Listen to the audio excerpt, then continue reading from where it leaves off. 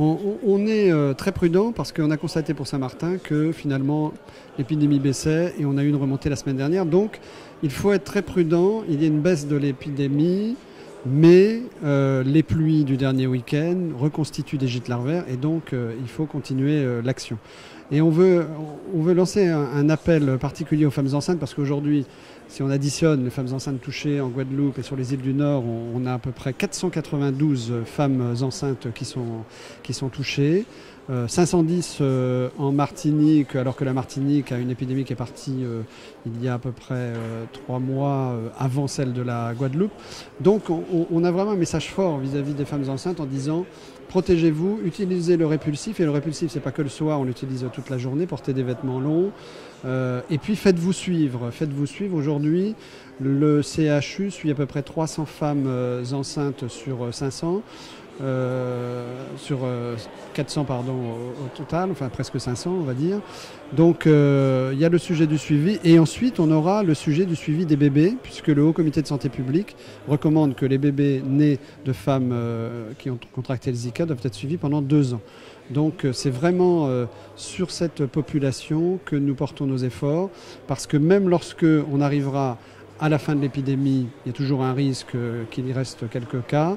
Et donc ça veut dire qu'on a un suivi de 9 mois au moins pour toutes les femmes enceintes qui auront à accoucher, plus 2 ans de bébé. Donc une épidémie qui se termine, mais un suivi qui s'engage sur au moins 2 ans. Notre message, c'est aussi de dire que c'est un combat permanent.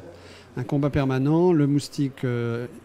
avant-hier, a transporté la dengue. D'ailleurs, il transporte 4 sérotypes de dengue.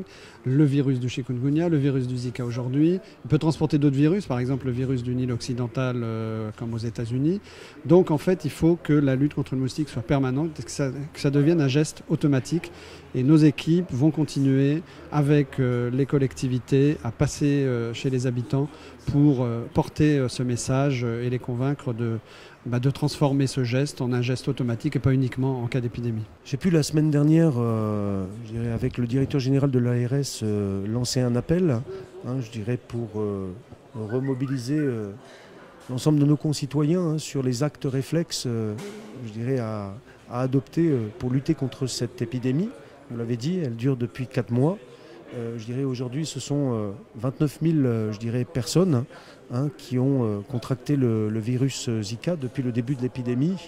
Et je dirais jusqu'au mois d'août, je le répète, on a enregistré une progression assez importante, plus de 1500 cas, je dirais, par semaine. Au cours du mois de la période estivale, ça c'était jusqu'à la mi-juin, pendant la période estivale, on a eu une inflexion du nombre de cas enregistrés. La semaine dernière, je dirais, on était à 600 cas. Je dirais, avant la semaine dernière, on était redescendu à plus 600 cas je dirais, par semaine. C'était ce qui s'est passé pendant la période estivale. Aujourd'hui, la semaine dernière, on était à plus 400 cas. Donc on a une inflexion, mais cette inflexion, elle est le résultat de la mobilisation qui a été je dirais, mise en œuvre depuis le début de l'épidémie. Il faut donc absolument, je dirais, poursuivre et ne pas baisser la garde. On le voit bien, je dirais, dans d'autres territoires, on a eu une baisse, mais je dirais aujourd'hui, on assiste à des reprises et on n'est pas à l'abri. Il y a des risques de reprise, et d'autant que avec la saison des pluies, c'est un risque sérieux.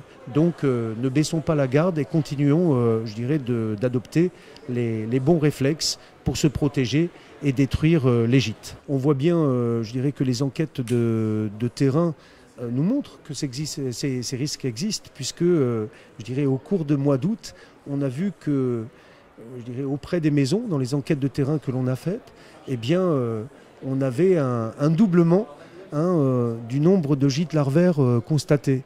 Et ces gîtes larvaires, c'était, je dirais, des dessous de peau ou des petits récipients qui n'avaient pas été vidés et dans lesquels se développaient effectivement des gîtes larvaires. Donc on voit bien que tout ça est de nature à favoriser la reprise si on ne s'attache pas à maintenir, je dirais, ces réflexes de destruction des gîtes et de protection, je dirais, de sa personne contre les piqûres de moustiques.